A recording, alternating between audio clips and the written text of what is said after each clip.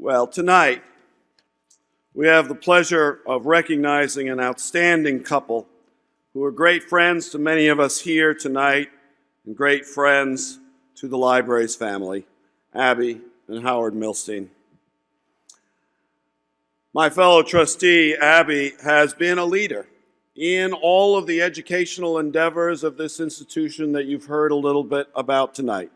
As co-chair of the trustee task force on educational programming, she set the course for all of those programs you heard about: English language and computer skills, after school, partnering with the public school system. All the ways in which we hope to do even more were set as a direction by Abby Milstein's guidance and leadership with her fellow trustees. Her passion for the branch libraries and what they can do is second to none. Her family, the family of Howard Milstein and Abby, have been supporters of this institution for most of its history. They are ongoing advocates of the Irma and Paul Milstein Division of U.S. History, Local History, and Genealogy. Many of you know this is one of the crown jewels of our research collection. I invite those who have not yet come to learn your history, and you do not need to give a swab at the door. All you need to do is come in to that amazing collection, and the history of your family or of anyone else's family that you would like to understand will be unpacked for you. Supporters of the Research Library, supporters of the Branch Library with a keen vision of what more we can do to meet the needs, particularly of those most in need of further help in New York. Abby and Howard have also just recently made an extraordinary gift to the library, demonstrating their commitment to the perpetual preservation of the core of our research collection.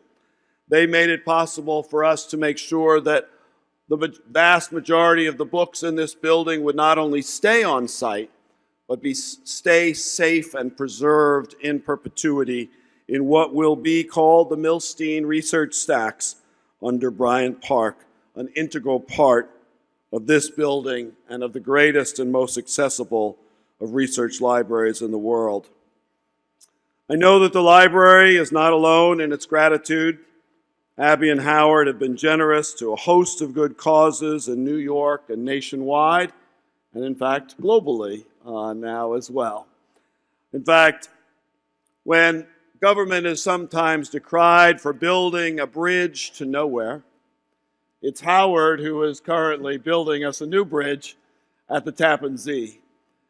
And that is so symbolic because this is a couple that is, through their great work, their leadership, and their philanthropy, building bridges to the future, a better future for our city and for all of us.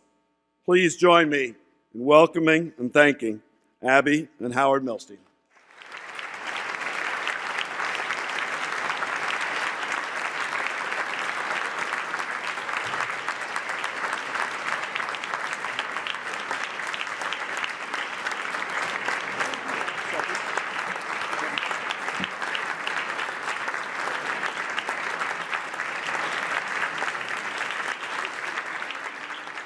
Did you do any of these things? Did you? Abby and Howard, as a small token of our appreciation, I'd like to present you with a reproduction of a print from the Milstein collection, which pictures you'll recognize this, the Emigrant Industrial Savings Bank building at 51 Chambers Street, which was built between 1909 and 1912 in the Beaux-Arts style of the New York Public Library, and of course is in the National Register of Historic Spaces.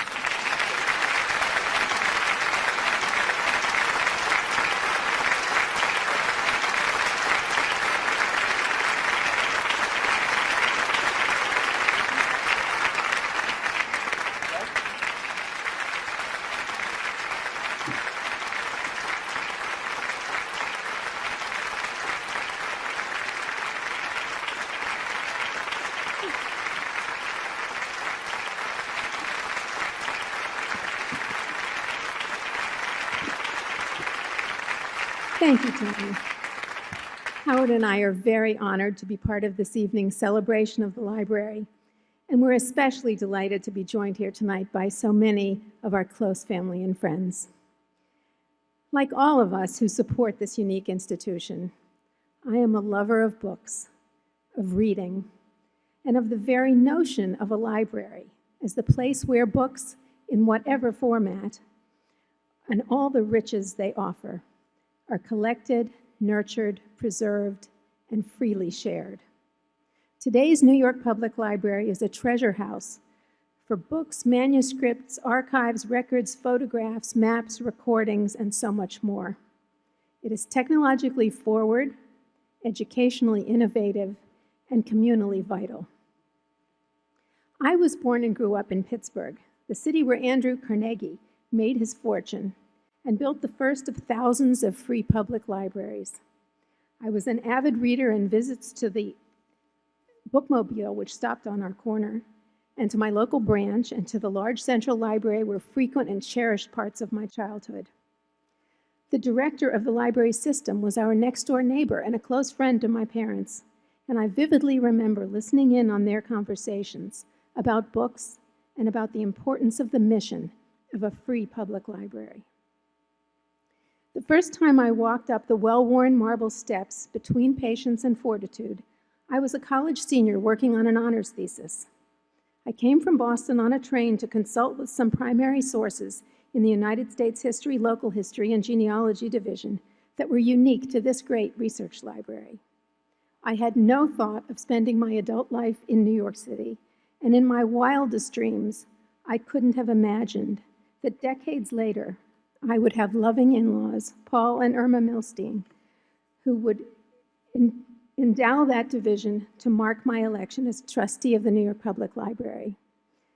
Howard and I are so happy that our mother, Irma Milstein, is here this evening. Mom, thank you.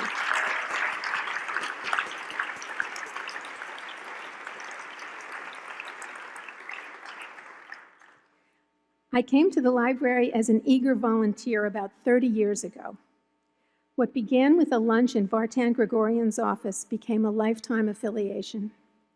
Over the years, I worked in the volunteer organization and in the Council of Conservators. I worked on events and parties like Tables of Content and the Literary Luncheon, and eventually as a volunteer in the General Counsel's office. For 16 years now, as an active trustee, I have served on committees too numerous to mention.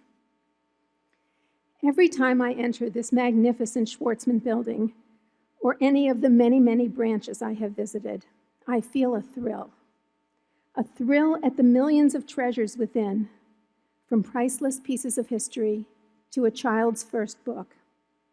A thrill at the voyages of discovery and imagination upon which every user of every age is embarked. A thrill at the works of literature or history or philosophy that are being created inside and that may one day move the world. A thrill at the deep and serious commitment from the library to our communities to offer programs and services and spaces that can profoundly change lives. A thrill at how fortunate I am to be able to serve the users of this great library as a trustee. Beyond the commitment to the mission of an institution, there's a human dimension, and I've taken great pleasure in working with many wonderful colleagues. I've gained so much from the presidents with whom I've worked, starting with Vartan Gregorian, who reminded New Yorkers of the joy in our responsibility to each other and to history, and repositioned the library from a place of some sad neglect to the vibrant intellectual center of New York. After the all-too-brief tenure of Tim Healy, we enjoyed many years of Paul Leclerc's leadership, in which he restored the beautiful heritage of the library, modernized the function, and began the transition to the digital age.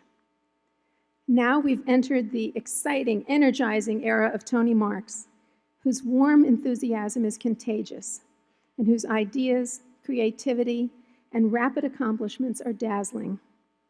He's been a valiant champion of the library's ambitious central library plan, and he has already transformed the library's educational impact and outreach, and he's just getting started. I've enjoyed serving with fine, inspirational chairmen Andrew Heiskell, Marshall Rose, Elizabeth Rowaton, Sam Butler, Katie Marin, and Neil Rudenstein. While I have warm feelings for all of my very accomplished fellow trustees, many of whom are here this evening, please indulge me as I recognize just a few who have especially enhanced my experience. I first met Barbara Fleischman at that lunch in Vartan's office 30 years ago.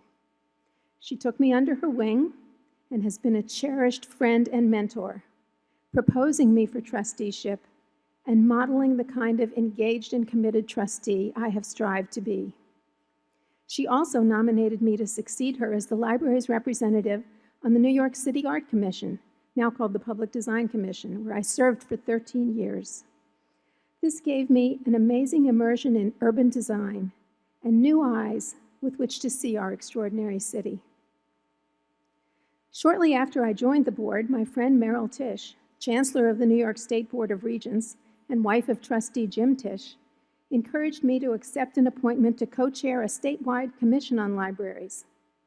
This multi-year project gave me a significantly deeper understanding of how libraries and librarians work and the intricacies of their relationship with their partners in government. Sandy Rose led the way in insisting that the trustees pay proper attention to our responsibilities to the millions of New Yorkers who rely on our branch libraries for books and education and information. She groomed me to succeed her as head of the Branch Libraries Council, and that work took me to our communities and led to the formation of a network of terrific volunteers from every branch who advocate for the library and flood our public officials every spring with letters asking for support. About 8 years ago, Carl Forsheimer and I were put together as co-chairs of the newly formed Library Policy Committee. As we made our way with hard work and good humor through uncharted territory, we formed a special friendship. Carl then invited me to join him on the board of the National Humanities Center, which he chaired. It enriched my life through a rare opportunity to work collegially with many outstanding scholars and academics. And now, Manaz Isfahani Bartos and I are embarking on a new partnership as co-chairs of the new Program and Policy Committee. Working with great senior staff leaders, Ann Corriston, who directs the branches, and Ann Thornton, who directs the research libraries, we are taking our committee through a vast area of responsibility. Everything from educational programs to major acquisitions to exhibitions to collaborations with other libraries and much more. I've given my time and energy and resources to the New York Public Library as a gift from the heart. All of you who support the library in whatever way are giving millions of people, now and in the future, the incalculable gift of free access to the world of books, of ideas, of information, of knowledge, of the story of life. My loving thanks to my dear husband, Howard, who has supported my love of the library in every way.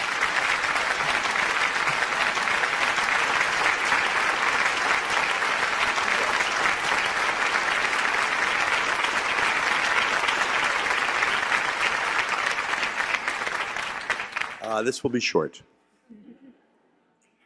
I stand before you a very lucky man. I am married to Abby. As those who know her well can attest,